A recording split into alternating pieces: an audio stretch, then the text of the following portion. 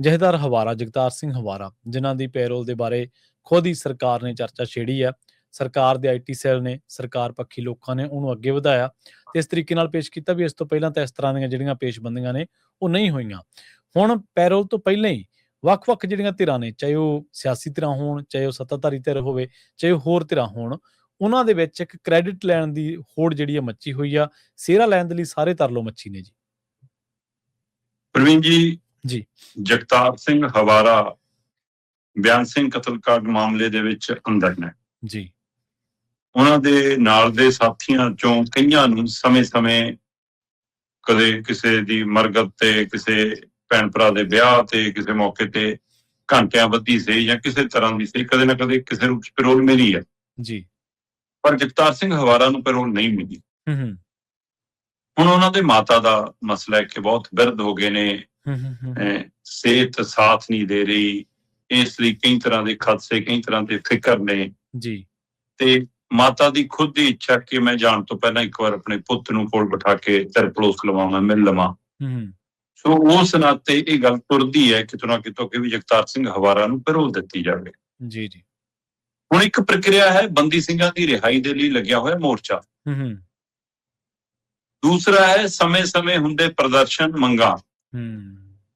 ਬੰਦੀ ਸਿੰਘਾਂ ਦੀ ਰਿਹਾਈ ਦੇ ਲਈ ਮੋਰਚੇ ਵਾਲੀ ਧਿਰ ਕਹਿੰਦੀ ਅਸੀਂ ਤਾਂ ਨੰਗੇ ਤਾਂ ਲੜ ਰਹੇ ਹਾਂ ਔਰ ਅਸੀਂ ਇਕੱਲੇ ਜਗਤਾਰ ਸਿੰਘ ਹਵਾਰਾ ਲਈ ਨਹੀਂ, ਸਾਰੀਆਂ ਬੰਦੀ ਸਿੰਘਾਂ ਦੀ ਰਿਹਾਈ ਲਈ, ਕਿ ਵੀ ਉਹਨਾਂ ਦਾ ਹੱਕ ਬਣਦਾ ਜਿਨ੍ਹਾਂ ਦੀ ਰਿਹਾਈ ਹੈ ਜਾਂ ਜਿਨ੍ਹਾਂ ਦੀ ਪੈਰੋਲ ਦਾ ਮਸਲਾ ਉਹ ਸਾਰਾ ਕੁਝ ਜੀ। ਇਸ ਤੋਂ ਪਹਿਲਾਂ ਵੀ ਇੱਥੇ ਆਪਾਂ ਦੇਖਿਆ ਸੀਗਾ ਕਿ ਬੰਦਾ ਲਗਾਤਾਰ ਭੁੱਖ ਹੜਤਾਲ ਤੇ ਬੈਠ ਗਿਆ ਤੇ ਲੰਬੀ ਲੜਾਈ ਚੱਲੀ, ਜੱਦੋ-ਜਹਿਦ, ਤੇ ਸ਼ਾਇਦ ਕੈਪਟਨ ਸਰਕਾਰ ਦੇ ਸਮੇਂ ਦੀ ਉਹ ਘਟਨਾ, ਤੇ ਉਹ ਤੋਂ ਬਾਅਦ ਇੱਕ ਦੋ ਸਾਥੀਆਂ ਨੂੰ ਪੈਰੋਲ ਮਿਲੀ ਵੀ। ਤੇ ਹੁਣ ਜਦੋਂ ਇਹ ਮਾਮਲਾ ਆਇਆ ਤਾਂ ਇੱਕ ਪਾਸੇ ਮੋਰਚੇ ਵਾਲੀ ਧਿਰ ਹੈ, ਦੂਏ ਪਾਸੇ ਅੰਮ੍ਰਿਤਪਾਲ ਸਿੰਘ ਹੋਰਾਂ ਦੇ ਪਰਿਵਾਰ ਵੱਲੋਂ ਜਾਂ ਉਹਨਾਂ ਦੇ ਸਾਥੀਆਂ ਵੱਲੋਂ ਬਣਾਈ ਗਈ ਵਾਪਸ ਪੰਜਾਬ ਦੀ ਜਥੇਬੰਦੀ ਹੈ, ਠੀਕ ਹੈ, ਜਿਹੜੀ ਕਹਿੰਦੀ ਕਿ ਅਸੀਂ ਚੰਡੀਗੜ੍ਹ ਦੀਆਂ ਬਰੂਹਾਂ ਤੇ ਆ ਕੇ ਚੰਡੀਗੜ੍ਹ 'ਚ ਦਾਖਲ ਹੋ ਕੇ ਅਸੀਂ ਦੇਖੋ ਮਾਰਚ ਵੀ ਕਰਤਾ, ਪ੍ਰਦਰਸ਼ਨ ਵੀ ਕਰਤਾ, ਸਾਡੀ ਮੰਗ ਵੀ ਬੰਦੀ ਸਿੰਘਾਂ ਦੀ ਰਿਹਾਈ ਦੀ ਹੁੰਦੀ। ਫਿਰ ਉਹਨਾਂ ਦਾ ਇੱਕ ਵਫਦ ਰਾਜਪਾਲ ਨੂੰ ਮੰਗ ਪੱਤਰ ਵੀ ਦੇ ਕੇ ਆਉਂਦਾ ਤੇ ਉਸ ਪਾਸੇ ਦੂਏ ਪਾਸੇ ਸ਼੍ਰੋਮਣੀ ਕਮੇਟੀ ਕਹਿੰਦੀ ਵੀ ਕਿ ਇਕੱਲੇ ਤੁਸੀਂ ਥੋੜਾ ਲੱਗਿਓ, ਅਸੀਂ ਤਾਂ ਲੱਗਿਆ, ਅਸੀਂ ਚਿੱਠੀਆਂ ਲਿਖੀਆਂ ਕੇਂਦਰ ਨੂੰ, ਅਸੀਂ ਦਸਤਖਤ ਮੁਹਿੰਮ ਚਲਾਈ ਹੈ, ਇਹ ਉਹਦਾ ਅਸਰ ਹੈ ਜੀ। ਤੇ ਬਾਦਲ ਕਹਿੰਦੇ ਜੀ ਅਸੀਂ ਵੀ ਆਵਾਜ਼ ਚੁੱਕਦੇ ਰਹੇ ਹਾਂ। ਮਤਲਬ ਇਹ ਵੀ ਦਵੀ ਸੋਚ ਕਹੀ ਜਾਂਦੇ ਨੇ ਕਿ ਦੇਖੋ ਜੀ ਮੋਦੀ ਨਾਲ ਮੁਲਾਕਾਤ ਹੋਈ, ਉਹ ਤੋਂ ਬਾਅਦ ਗੱਲ ਤੁਰੀ ਹੈ ਜੀ, ਇਹ ਤਾਂ ਅਸੀਂ ਕੰਨ 'ਚ ਫੂਕ ਮਾਰਿਆ ਇਹ। ਸੋ ਇੱਥੋਂ ਲੱਗਦਾ ਕਿ ਸਾਰੀਆਂ ਤਰ੍ਹਾਂ ਸਿਹਰਾ ਲੈਣ ਲਈ ਕਾਹਲੀਆਂ ਨੇ ਜੀ। ਇਹ ਸਿਹਰਾ ਲੈਣ ਦੀ ਕਵਾਇਦ ਇਸ ਲਈ ਹੋਰ ਇਹਦੇ ਵਿੱਚ ਵਾਧਾ ਹੁੰਦਾ ਦਿਖਦਾ ਜਦੋਂ ਮੁੱਖ ਮੰਤਰੀ ਭਗਵੰਤ ਮਾਨ ਤੇ ਉਹਨਾਂ ਦੀ ਸਰਕਾਰ 20 ਦਿਨ ਪਹਿਲਾਂ ਇਸ ਟਾਈਮ ਤੇ ਸੀ ਕਿ ਨਾ ਜੇ ਪੈਰੋਲ ਮਿਲ ਗਈ ਹਾਲਾਤ ਖਰਾਬ, ਫਿਰ ਤਾਂ ਜੀ ਇੱਥੇ ਅਮਨ ਕਾਨੂੰਨ ਦੀ ਸਥਿਤੀ, ਪਾਣੀਆਂ ਨੂੰ ਅੱਗ ਲੱਗ ਜੂ, ਪਾਣੀਆਂ ਨੂੰ ਇਹ ਹੋ ਜੂ, ਬਹੁਤ ਕੁਛ। ਸੋ ਹੁਣ ਉਹ ਤੇ ਕਹਿੰਦੀ ਨਾ ਜੀ, ਕੰਟਰੋਲ ਸਾਡੇ ਹੱਥ 'ਚ ਹੈ, ਅਮਨ ਕਾਨੂੰਨ ਦਾ ਤਾਂ ਕੋਈ ਮਸਲਾ ਹੀ ਨਹੀਂਗਾ, ਲਾਅ ਐਂਡ ਆਰਡਰ ਦਾ ਕੋਈ ਮਸਲਾ ਹੀ ਨਹੀਂਗਾ, ਤੁਸੀਂ ਪੈਰੋਲ ਦੇ ਦਿਓ, ਮੈਂ 10 ਦਿਨਾਂ ਦੀ ਮੈਂ ਮਾਰਕ ਕਰਦਾ। ਇਹ ਸਾਰਾ ਕੁਛ ਕਿੱਥੋਂ ਹੋਇਆ? ਕੇਂਦਰ ਨੇ ਕਿਹਾ ਤਾਂ ਤੁਸੀਂ ਤੁਰੇ, ਤੁਸੀਂ ਆਪਣੀ ਇੱਛਾ ਨਾਲ ਨਹੀਂ ਤੁਰੇ ਜੀ। ਜੇ ਤੁਹਾਡੀ ਇੱਛਾ ਹੁੰਦੀ ਤਾਂ ਜਿਹੜੇ ਪੰਜਾਬ ਦੀਆਂ ਜੇਲ੍ਹਾਂ 'ਚ ਹੋਰ ਬੰਦ ਨੇ ਕੈਦੀ, ਸਿੱਖ ਕੈਦੀ ਹੋ ਚਾਹੇ, ਹੈ ਨਾ, ਉਹਨਾਂ ਦੀ ਫਿਰ ਤੁਸੀਂ ਉਹਨਾਂ ਦੀ ਪੈਰੋਲ ਦੇ ਦਿੰਦੇ।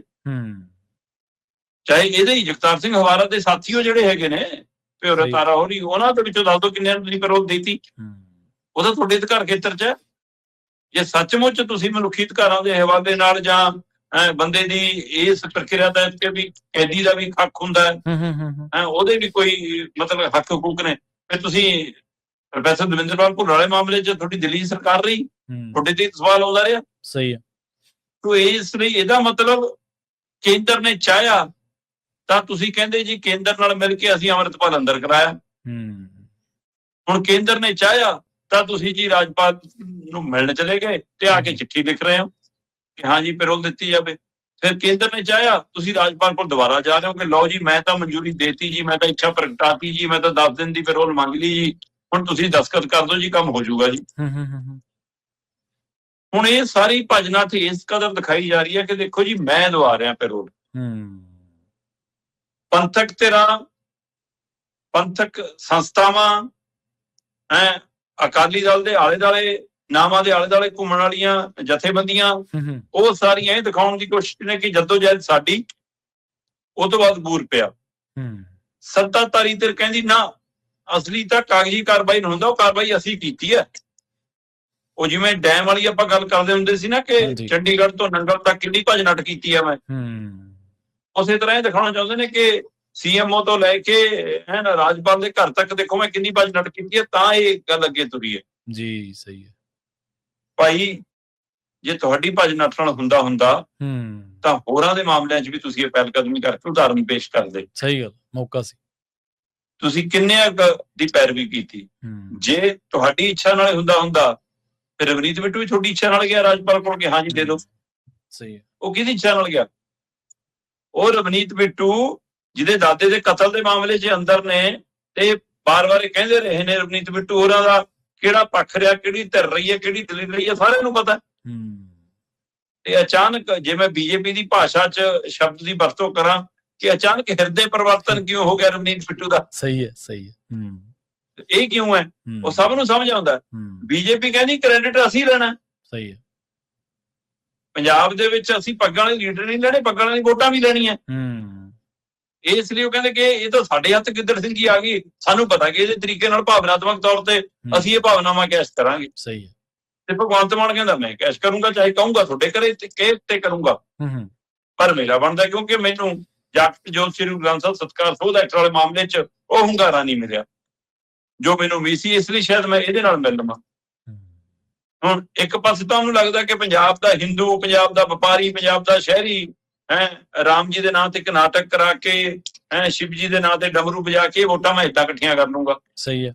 ਤੇ ਸਿੱਖ ਵੋਟਾਂ ਮੈਂ ਜਗਤ ਸ੍ਰੀ ਗ੍ਰੰਥ ਸਾਹਿਬ ਸਤਿਕਾਰ ਸੋਧ ਐਕਟ ਦੇ ਨਾਂ ਦੇ ਉੱਤੇ ਜਗਤਾਰ ਹਵਾਰਾ ਦੀ ਪੈਰੋਲ ਦੇ ਨਾਂ ਦੇ ਉੱਤੇ ਇਕੱਠੀਆਂ ਕਰ ਲੂੰਗਾ। ਮਤਲਬ ਮੈਨੂੰ ਸਵਾਲ ਨਾ ਪੁੱਛਿਓ ਕੋਈ ਕਿ ਮੈਂ ਸਰਕਾਰ 'ਚ ਆ ਕੇ ਕੰਮ ਕੀ ਕਰਨਾ ਸੀ। ਸਹੀ ਹੈ। ਮੈਂ ਤੁਹਾਡੀਆਂ ਭਾਵਨਾਵਾਂ ਨਾਲ, ਤੁਹਾਡੇ ਅਕੀਦੇ ਨਾਲ, ਤੁਹਾਡੇ ਧਰਮ ਨਾਲ, ਤੁਹਾਡੀਆਂ ਰੋਹ ਰੀਤਾਂ ਦੇ ਨਾਲ ਖੇਡੂੰਗਾ ਤੇ ਵੋਟਾਂ ਹਾਸਲ ਕਰੂੰਗਾ। ਤੇ ਬੀਜੇਪੀ ਕਹਿੰਦੀ ਅਸੀਂ ਤੇਰੇ ਨਾਲ ਵੱਡੇ ਖਿਲਾੜੀ ਹਾਂ ਇਸ ਮਾਮਲੇ 'ਚ। ਸਹੀ ਹੈ। ਹਿੰਦੂਆਂ ਦੀ ਸਾਡੀ ਗਰੰਟੀ ਆ ਕਿ ਸਾਨੂੰ ਵੀ ਪੈ ਜਾਣੇ ਆ, ਤੇ ਸਿੱਖਾਂ ਨੂੰ ਅਸੀਂ ਭਰਵਾ ਲੈਣਾ, ਉਹ ਵੀ ਸਾਨੂੰ ਪੈ ਜਾਣੇ ਆ। ਲੈ ਆਪਾਂ ਤਾਂ ਗੱਲ ਬਣ ਗਈ ਆਪਣੀ। ਹੁਣ ਇਹ ਸਾਰੀ ਲੜਾਈ ਦੇ ਵਿੱਚ ਇੱਕ ਸਮਝਣ ਵਾਲੀ ਗੱਲ ਹੈ ਕਿ ਇਹ ਕੋਈ ਜੱਗੋ 13ਵਾਂ ਹੋ ਰਿਹਾ ਜਗਤਾਰ ਹਵਾਰੇ ਦੀ ਪੈਰੋਲ ਦਾ ਮਾਮਲਾ। ਅੱਜ ਤੋਂ ਪਹਿਲਾਂ ਕਿਸੇ ਨੂੰ ਪੈਰੋਲ ਮਿਲੀ ਨਹੀਂ ਕਦੇ, ਮਿਲਦੀ ਰਹੀ ਹੈ। ਤੇ ਜੇ ਮਿਲੀ ਹੈ ਵੱਖ-ਵੱਖ ਮਾਮਲਿਆਂ 'ਚ, ਕੀ ਐਡਾ ਦਿਖਾਵਾ, ਐਡਾ ਪ੍ਰਗਟਾਵਾ ਹੋਇਆ ਕਦੇ? ਬਿਲਕੁਲ।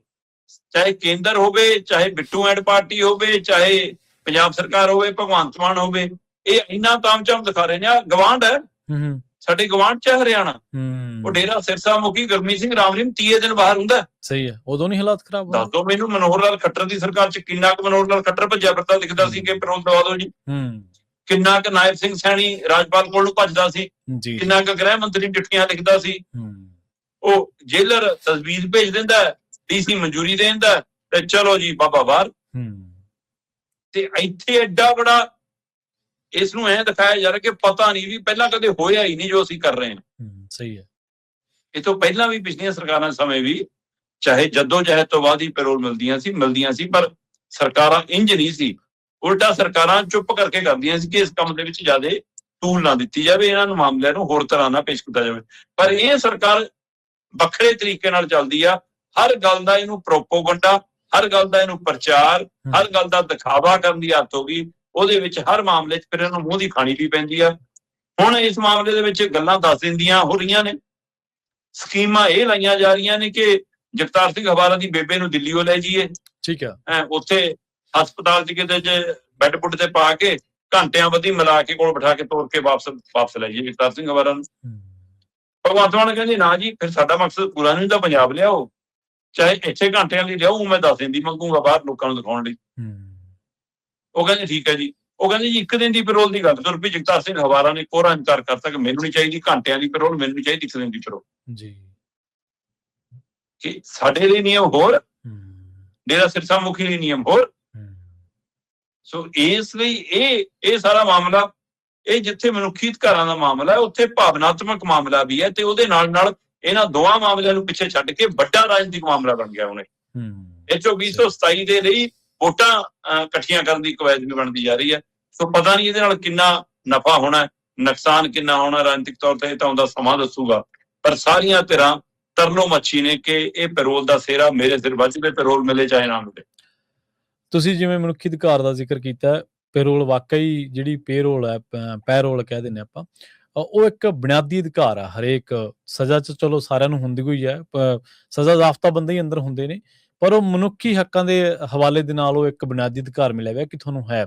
ਆਪਾਂ ਦੇਖਦੇ ਹਾਂ ਬਹੁਤ ਵਾਰੀ ਇਹ ਵੀ ਕਿਹਾ ਜਾਂਦਾ ਕਿ ਚਲੋ ਭਾਈ ਬੰਦਾ ਜਾਂਦਾ ਬਾਹਰ ਤੇ ਉਹ ਆਪਣੇ ਰਿਸ਼ਤੇਦਾਰਾਂ ਦੇ ਨਾਲ, ਮਿੱਤਰਾਂ ਯਾਰਾਂ ਦੇ ਨਾਲ, ਪਰਿਵਾਰਕ ਲੋਕਾਂ ਦੇ ਨਾਲ, ਪਿੰਡ ਦੇ ਲੋਕਾਂ ਨਾਲ ਵੀ ਗੱਲਬਾਤ ਕਰ ਲਏ, ਏਡੀ ਕੋਈ ਖਤਰੇ ਵਾਲੀ ਗੱਲ ਨਹੀਂ, ਕਿਉਂਕਿ ਉਹਨੇ ਇੱਕ ਤਰੀਕੇ ਨਾਲ ਵਾਪਸ ਆਉਣਾ ਹੀ ਹੁੰਦਾ ਜੇਲ੍ਹ ਦੇ ਵਿੱਚ, ਤਾਂ ਜੇ ਮਿਲੂਗਾ। ਇੱਥੇ ਤਾਂ ਹੱਥਕੜੀਆਂ ਤੱਕ ਨਹੀਂ ਖੋਲਦੇ। ਜਿਹੜਾ ਪੈਰੋਲ ਦਾ ਹੱਕ ਦਾ ਮਾਮਲਾ ਨਾ, ਉਹਦੇ ਵਿੱਚ ਵੀ 2-3 ਨੁਕਤੇ ਨੇ। ਜੇ ਗੌਰ ਕੀਤਾ ਜਾਵੇ ਤਾਂ ਇਹ ਵੀ ਨੁਕਤਾ ਕਿ ਬੰਦਾ ਗਿਆ ਕਿਸ ਮਾਮਲਿਆਂ ਚ ਅੰਦਰ ਹੈ। ਸਹੀ ਹੈ, ਬਿਲਕੁਲ। ਇਹ ਘਟਨਾਕ੍ਰਮ ਜਿਨ੍ਹਾਂ ਮਾਮਲਿਆਂ ਚ ਇਹ ਨੇ, ਇਹ ਇੱਕ ਮਤਲਬ ਹਵਾ ਦਾ ਬੁੱਲਾ ਸੀ, ਇੱਕ ਮਾਹੌਲ ਸੀ, ਹੈ ਨਾ, ਇਹ ਇੱਕ ਐਕਸ਼ਨ ਦਾ ਲਹਿਰ ਚੱਲ ਰਹੀ ਸੀ, ਉਹ ਸਾਰਾ ਸੀ। ਇੱਕ ਹੈਗਾ ਕਿ ਬਲਾਤਕਾਰ ਦੇ ਮਾਮਲੇ ਚ ਬੰਦਾ ਅੰਦਰ ਪਿਆ, ਸਹੀ ਹੈ, ਨਿੱਜੀ ਕਤਲ ਮਾਮਲਿਆਂ ਚ ਅੰਦਰ ਪਿਆ, ਚੋਰੀ ਚਕਾਰੀ, ਲੁੱਟਾਂ ਖੋਹਾਂ। ਸੋ ਉਹਨਾਂ ਮਾਮਲਿਆਂ ਨੂੰ ਵੱਖਰੇ ਤਰੀਕੇ ਨਾਲ ਦੇਖਣ ਦਾ ਨਜ਼ਰੀਆ ਹੁੰਦਾ ਕਿ ਤੁਸੀਂ ਕਿਸ ਮਾਮਲਿਆਂ ਨੂੰ ਕਿਵੇਂ ਦੇਖ ਰਹੇ ਹੋ। ਬਲਾਤਕਾਰੀਆਂ ਨੂੰ, ਕਾਤਲਾਂ ਨੂੰ ਤਾਂ ਤੁਰੰਤ ਦੇ ਦਿਓ, ਤੇ ਜਿਨ੍ਹਾਂ ਨੂੰ ਤੁਸੀਂ ਕਹਿੰਦੇ ਹੋ ਅਸੀਂ ਨਵੀਂ ਪੀੜ੍ਹੀ ਨੂੰ ਬਚਾ ਕੇ ਰੱਖਣਾ ਹੈ, ਗਾਹਾਂ ਲਈ ਮੁੱਖ ਧਾਰਾ ਚ ਲਿਆਉਣਾ ਹੈ, ਤੇ ਉਹਨਾਂ ਦੀਆਂ ਸਾਰੀਆਂ ਜ਼ਿੰਦਗੀਆਂ ਅਸੀਂ ਏਦਾਂ ਗਾਲ ਦੋ ਸਵਾਦੇ ਵੀ ਹੈ। ਮੈਂ ਇਕੱਲੇ ਜਗਤਾਰ ਸਿੰਘ ਹਵਾਰਾ ਜਾਂ ਸਿੱਖ ਬੰਦੀ ਸਿੰਘਾਂ ਦੀ ਗੱਲ ਨਹੀਂ ਕਰ ਰਿਹਾ। ਦੇਸ਼ ਦੇ ਵਿੱਚ ਕਿੰਨੇ ਸਮਾਜਿਕ ਕਾਰਕੁਨ ਨੇ। ਸਹੀ ਹੈ, ਤੁਹਾਨੂੰ ਤਾਂ ਉਹ ਕਿਤਾਬ ਰਿਲੀਜ਼ ਹੋਣ ਤੋਂ ਡਰ ਲੱਗਣ ਲੱਗ ਪਿਆ ਉਹ JNU ਯੂਨੀਵਰਸਿਟੀ ਦੇ ਵਿੱਚ। ਤੁਸੀਂ ਹਾਲਤ ਦੇਖੋ ਨਾ ਕਿ ਤੁਹਾਡੀ ਕਿਹੋ ਜਿਹੀ ਹੈ, ਕਿ ਤੁਸੀਂ ਸਮਾਜਿਕ ਕਾਰਕੁਨਾਂ ਤੋਂ ਇਸ ਕਦਰ ਡਰਦੇ ਹੋ ਕਿ ਨਾ ਇਹਦੇ ਨਾਲ ਪਤਾ ਨਹੀਂ ਕੀ ਹੋ ਜਾਊਗਾ। ਅਸਲ ਦੇ ਵਿੱਚ ਇਹ ਤਰੀਕਾਕਾਰ ਹੁੰਦਾ ਸਰਕਾਰਾਂ ਦਾ ਕਿ ਕਿਸੇ ਵੀ ਤਰ੍ਹਾਂ ਦੀ ਲਹਿਰ ਦੀ ਹਵਾ ਨਾ ਹੋ ਜਾਵੇ, ਚਾਹੇ ਅਸੀਂ ਉਹਦੇ ਨਾਲ ਸਹਿਮਤ ਆ ਜਾਂ ਅਸਹਿਮਤ, ਇਹ ਸਵਾਲ ਵੱਖਰਾ ਹੁੰਦਾ। ਬਿਲਕੁਲ ਜੀ।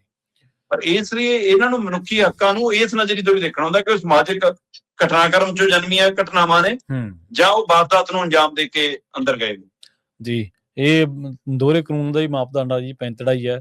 ਉਦਾਹਰਨ ਵੀ ਕਹੀ ਜਾ ਸਕਦੀ ਹੈ, ਜਿਹੜੇ ਬਲਾਤਕਾਰੀ ਨੇ ਉਹ ਬਾਹਰ ਆ ਕੇ ਲੋਕਾਂ ਨੂੰ ਆਨਲਾਈਨ ਸਾਰਾ ਕੁਝ ਸੁਣਾ ਰਹੇ ਨੇ, ਪ੍ਰਵਚਨ ਕਰ ਰਹੇ ਨੇ, ਤੇ ਜਿਹੜੇ ਕੋਈ ਜਜ਼ਬਾਤੀ ਵਹਿਣ ਵਾਲਿਆਂ ਦਾ ਜ਼ਿਕਰ ਕੀਤਾ ਉਹਨਾਂ ਦੀਆਂ ਹੱਥਕੜੀਆਂ ਵੀ ਨਹੀਂ ਖੋਲਦੀ ਸਰਕਾਰ ਜਾਂ ਪੁਲਿਸ ਕਹਿ ਲਓ। ਹਾਂਜੀ।